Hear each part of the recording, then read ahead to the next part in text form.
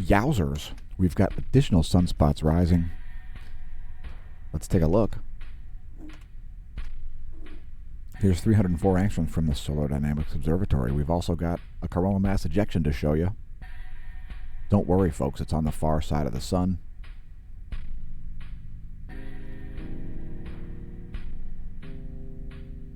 And we've seen solar activity rise up to levels rivaling solar maximum.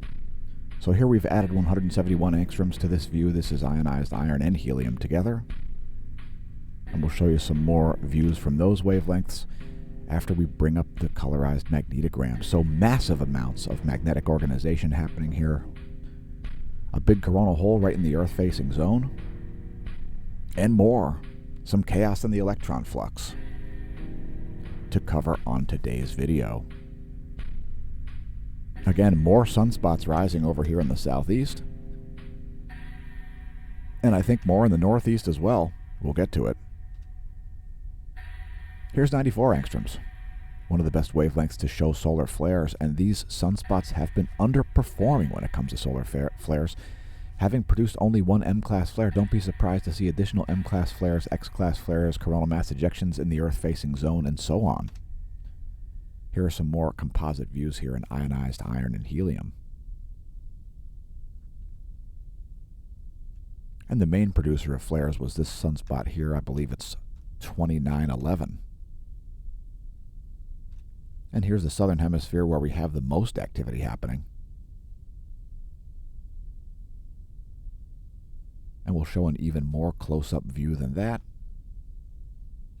A zoom-in of the southeastern limb.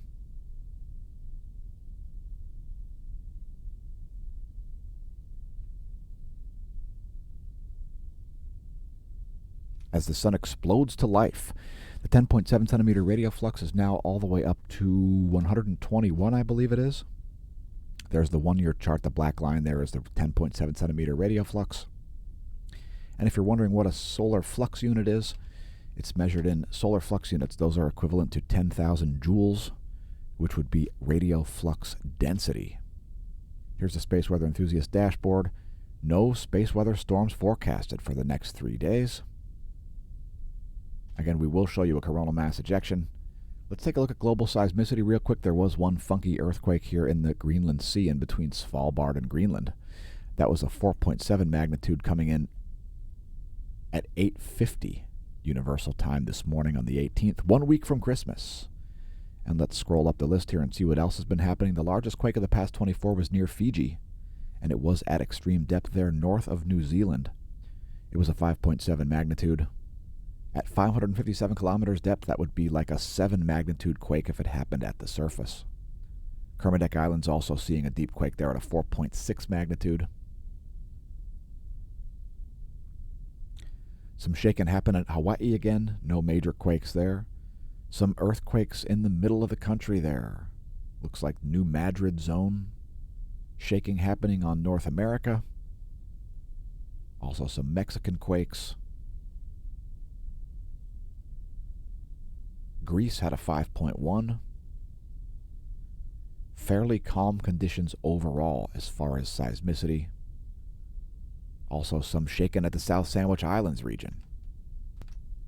And while we're in the realm of geophysics, let's look at volcanic eruption. Subanosejima continues to erupt here. 4,000-foot ash plume from Subanosejima. Fuego, located in Guatemala, is exploding and producing a 15,000-foot plume of volcanic ash, flight level 150. And we've got a series of minor to moderate explosions at San Cristobal in Nicaragua. 8,200-foot plume of volcanic ash has been generated there from San Cristobal. Nevado del Ruiz exploding, producing a 20,000-foot ash plume, flight level 200. Sangay exploding, flight level 200 over Ecuador as well. 20,000-foot ash plume from Sangay. Revenador, also located in Ecuador, 15,000-foot ash plume from Revenador. Sabancaya exploding. That's located in Peru. 24,000-foot plume of volcanic ash there from Sabancaya, flight level 240. An isolated emission from Nevado State Chilean is a reminder to not pole vault the caldera. Do visit the links. Thanks to everybody who's picked up merch.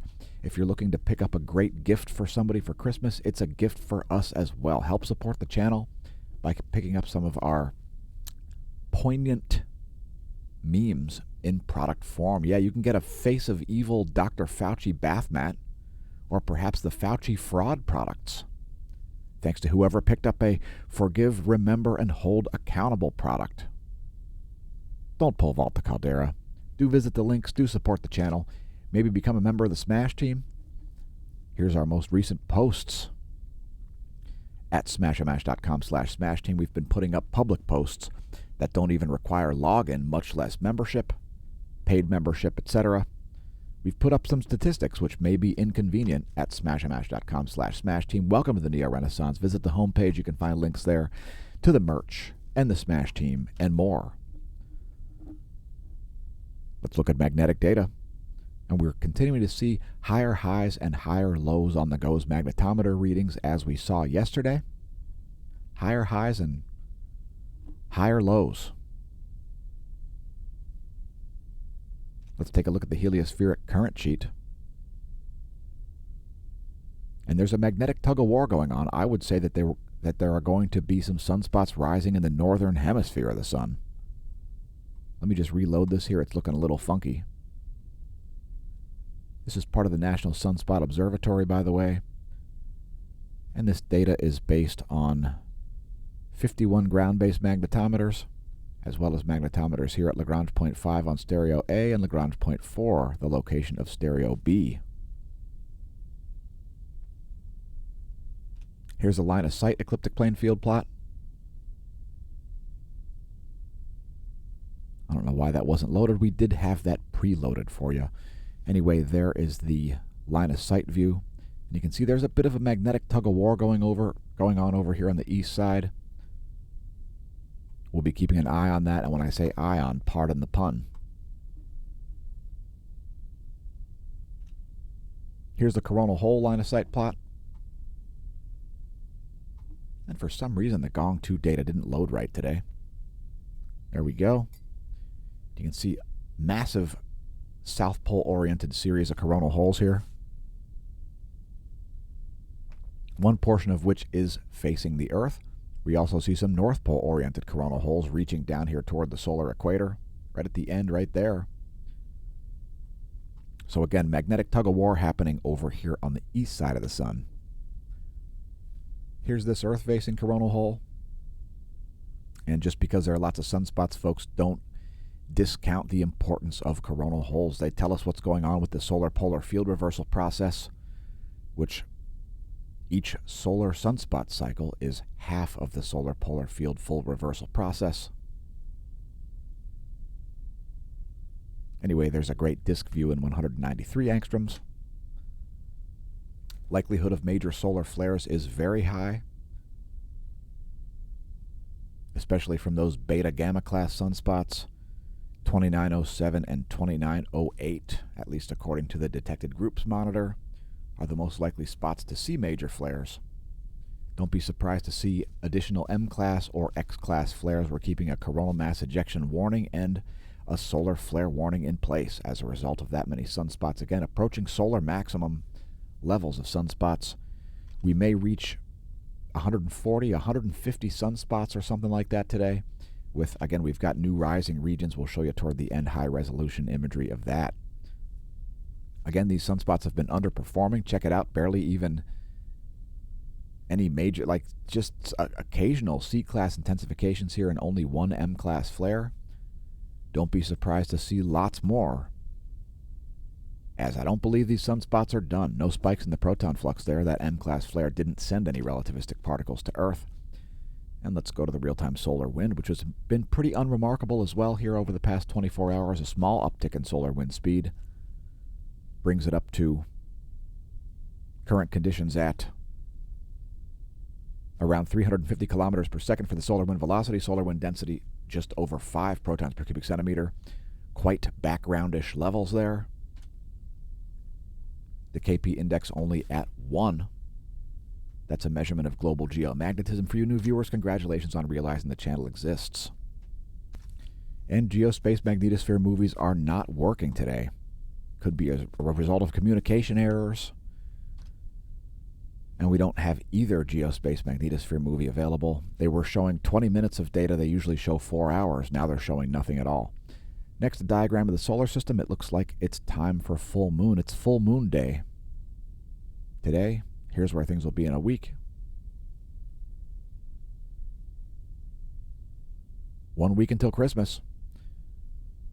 There's where things will be in the solar system on the 25th of December. Next, we've brought up a star chart here to show you the ecliptic and the galactic plane. Those are the yellow and blue lines, respectively. If you're up before dawn, you may see Mars rising ahead of the sun, and the sun just rising here as we record the video.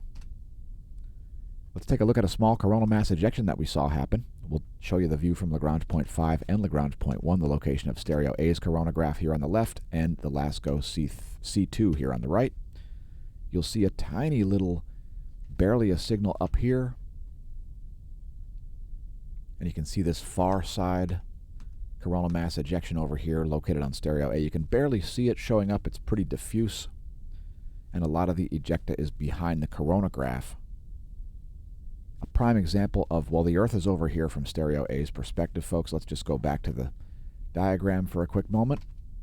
Stereo A puts Earth off to your right from the coronagraph's perspective. Expect to see additional coronal mass ejections here, especially on the far side, and that could affect the Earth side. I'll just say that. Anyway, a little minor coronal mass ejection there, not Earth-directed.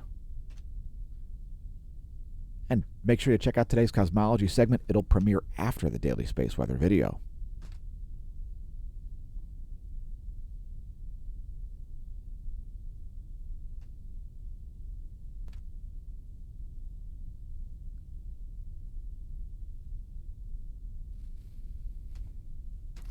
And let's check charging hazards. We don't see any at the moment.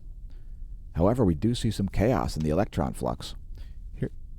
Here's the 1-year chart from Solon.info. That's the 1-year chart of the relativistic electrons surrounding planet Earth. Here's the 3-day graph from the GOES 16 and GOES 17's radiographic measurements from their geosynchronous orbit of the F ionosphere layer. And here's the electron forecast model. We are expecting to see a precipitous uptick here coming soon. It could cause things like some communications errors, satellite charging hazards, and so on. And let's take a look at the total electron content. Again, there's chaos in the total electron content. This is the inner Van Allen belt's total electron content. Largely, it's the area in between your geosynchronous satellite and your handset. And we're seeing some massive GPS errors over the Pacific Ocean. So a little bit of chaos here. Despite not having high overall levels of electron flux, we're seeing some very concentrated regions. Also over the West Pacific equatorial zone. I'll let it play through a second time here, as there are a lot of chaotic events happening here. Massive GPS errors over North America and Antarctica, as well as nighttime over the southern Indian Ocean. GPS errors are most common around the equator at noontime. Next, a diagram of the different layers of the atmosphere, electromagnetic radiation penetration, temperatures, and so forth, also molecular concentrations. We're going to show you the F ionosphere layer next. And here's your F ionogram showing vibrational frequency, and we're seeing quite significant anomalies here, consistent with what we just showed you with the total electron content forecast. So big anomalies happening here, some oddities happening to Earth's magnetosphere. So while we couldn't see the geospace magnetosphere movies, we are certainly seeing some chaos happening here. Let's let this play.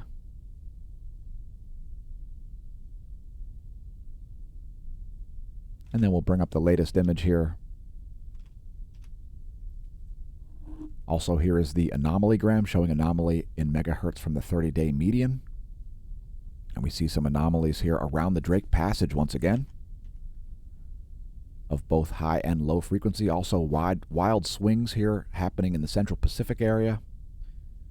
The area west of South America has been interesting from an ionogram perspective the past week or so. Couple of weeks, I'll say 2 weeks. Anyway, here's the latest image. That's 12:45 Universal Time. There's 12:30 Universal Time on the ionogram. There's 12:45 Universal Time on the anomalygram. And let's do bonus features. Bonus feature number 1 is the ground-based solar observatory in El Teide, Spain. Looks like a little bit of flaring happening here in the past few minutes. That data is only 6 minutes old. Let's go to the NASA GOES 16 SUVI. There's the imagery from the NASA GOES 16 SUVI in 304 angstroms. And if you're going to view the sun all day like a screensaver, this is a great choice as it has a great wide field. It's fantastic at showing prominences. Here's the latest intensitygram and the latest magnetogram. We refresh them so you can see it happen. Another sunspot forming down there. And these have largely shrunk since yesterday. They're not quite as big. Don't rule out the possibility for major flares. Again, there are more active regions rising. Here's another sunspot forming here. And if we go up to the northern portion, another active region is rising over here. This sunspot's still beta class as well. Solar flare warning, coronal mass ejection warning in effect. Lots of activity. The kind of activity that you see at solar maximum. Let's take a little trip here around the magnetic fields. You can see quite a bit of magnetic field intensity, complexity, and high levels of organization. That might be another sunspot. We'll see if it's there long enough to get a name. You can see there's another active region rising there. Quite spectacular levels of activity. We'll close out with 171 angstroms in the full disk format from the Solar Dynamics Observatory. Thanks once again, everybody, for tuning in. Please visit the links and support the channel in hopes that these videos can continue to exist. And may that solar wind be at your back. Opinions expressed in this video, not necessarily the opinions of Smash News Network, least busted. Name and news.